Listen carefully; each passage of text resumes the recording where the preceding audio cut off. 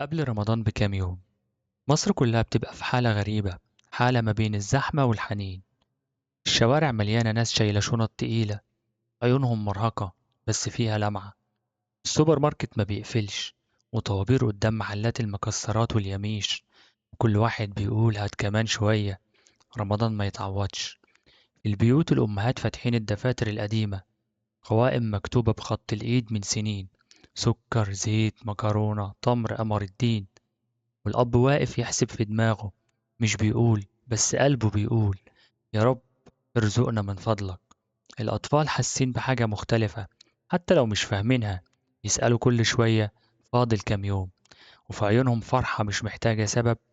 الساعة قبل المغرب تبقى تقيلة شوية، ناس بتستعجل ناس بتتخانق وناس ساكتة، بس فجأة صوت القرآن يطلع من راديو قديم، يحسس اللي سمعه إن رمضان قرب فعلا.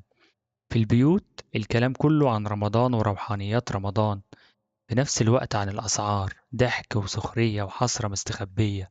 وفي آخر اليوم وانت ماشي في الشارع تشوف الزينة بتتعلق، لمبة تنور ولمبة تطفي، بس الإحساس واحد: رمضان مش جاي بالأكل ولا الزينة، رمضان جاي يطبطب علينا، جاي يفك الزحمة اللي جوه القلوب، ويفكر الناس إن لسه في خير حتى لو الدنيا تقيلة.